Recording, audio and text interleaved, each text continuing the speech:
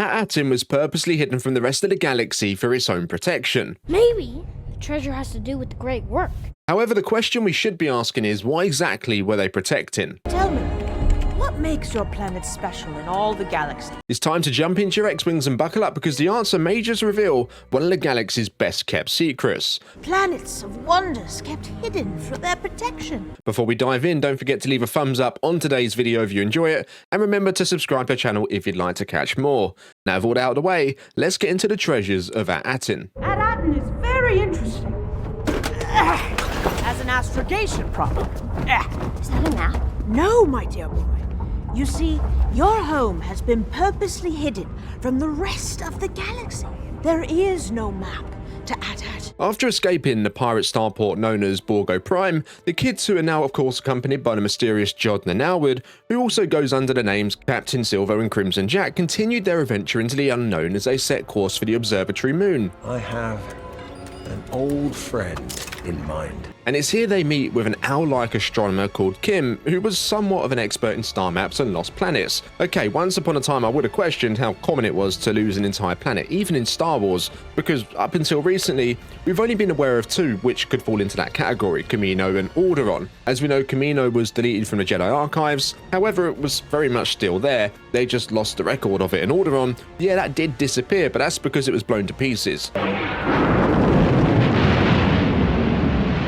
Everyone in the galaxy knows that, so it's not like they just woke up one morning and it had mysteriously vanished without a trace. However, it seems a lost planet might be more of a common occurrence than we've been led to believe. Anyways, from the start of the show, At Attin came across as a regular, if not slightly boring suburban home, where nothing really happens. But we know of course that couldn't be further from the truth. We arrived on the observatory moon armed with the knowledge that At Attin, to pretty much everyone else in the galaxy, was nothing more than a myth, holding children's stories. It's known as the fabled lost planet of eternal treasure. However, once meeting with Kim, we discover that she's one of the rare exceptions who believes there's more to this story than just tales told to the galaxy's children before bedtime. Dashed away in Kim's vast array of galactic artifacts was a scroll. There is no map to At Attin, which depicted a concept called the Jewels of the Old Republic, and it's here we learn that At Attin was purposely hidden away from the rest of the galaxy for its own protection. And it wasn't alone, there was actually a number of worlds which were deemed worlds of wonder, and just like At Attin, were also hidden away.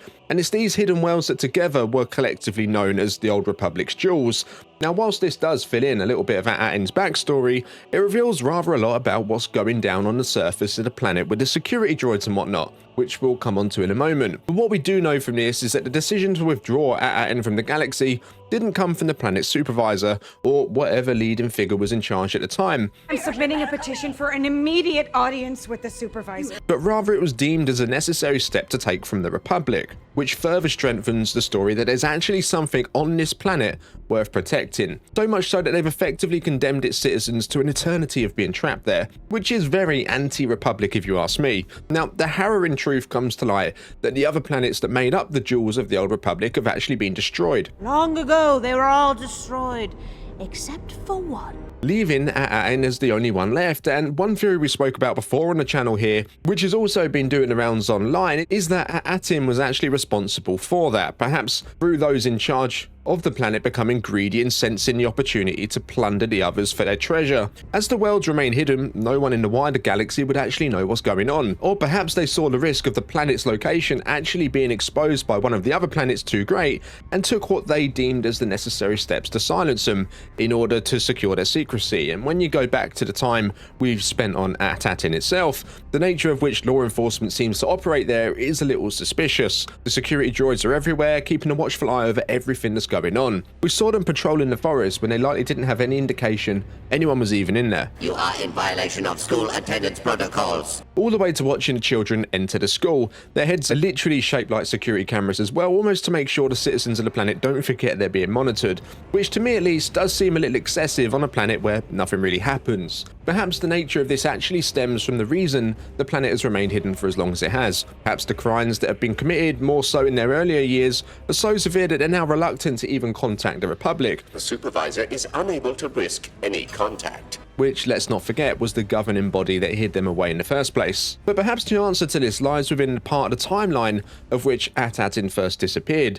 It's important to remember Star Wars is largely told from a certain point of view. Whose point of view that is depends on who's telling the story.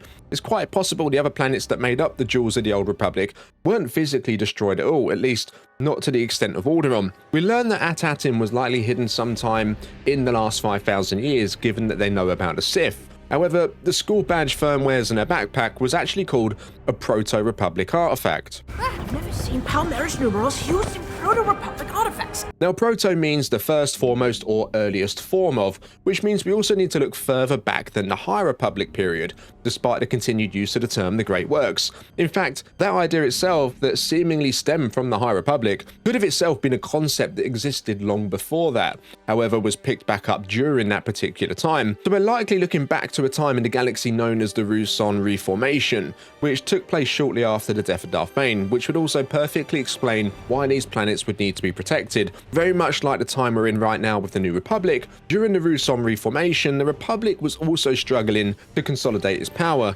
which left these worlds of wonder open to attacks from pirates, crime lords, and the rest of the galaxy's most undesirables. This means the most likely outcome of these other planets were, rather than them actually being destroyed and blown to pieces, the versions of those planets which deemed them to be worlds of wonder were destroyed when they were located and stripped of their treasures. Perhaps At Attin was a little too well hidden. So what is it then that's considered so special about At Attin in the first place, where there are so many other worlds in the galaxy with their own unique qualities? Well, after giving it some thought, I think the answer's been staring us in the face the entire time. If we think back to the premiere and what first stood out to us, that perhaps not everything regarding At Attin was as it seems, was the children's use of Old Republic credits. Where'd you two find an Old Republic credit in mint condition? But it wasn't the use of the credits alone, it was also the condition in which they were in. Given that these credits would have been in circulation for thousands of years, however they were still shining in mint condition, where it's even remarked on that they must be fake. And when you add that to the discussion between the kids in episode 3, where they're discussing what their parents do for work, and it turns out they're pretty much all analysts or accountants, that kind of thing,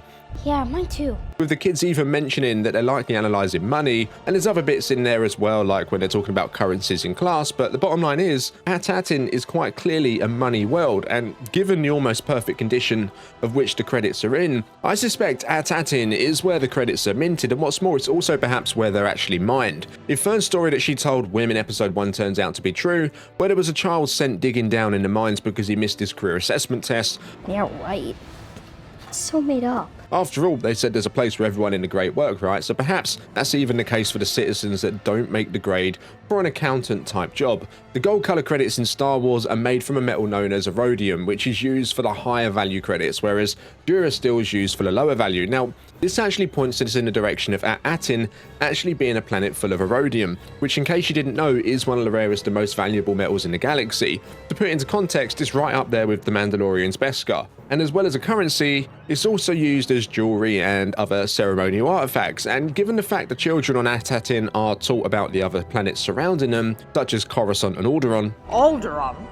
Missed the war, did you? this also explains why Alderaan was such a luxurious location, and the other core worlds, just like Coruscant, possess such great wealth. Of course, there's a lot of other contributing factors, such as investments and whatnot, but a nearby rhodium-rich planet and possible refinery could also be a huge factor towards it as well. So if you've got a planet which is quite literally a gold mine and a source where perhaps much of the galaxy's most widely used currency comes from, it would make total sense that during a period of uncertainty where the Republic is still really looking to establish itself after a period of turmoil, that this planet and other planets like it would be vital to securing against the threat of pirates, crime lords and the like. So after the reveal that not only was At Attin hidden away from the wider galaxy on purpose, alongside others, which went then on to be considered the jewels of the Old Republic, and for me this also clears At Attin from any wrongdoing themselves, which also means this decision was likely taken during the early years of the Ruusan Reformation, which, as I mentioned, was a period of uncertainty, much like what we're seeing now with the New Republic. I believe we now have the answers to who was responsible for hiding the planet,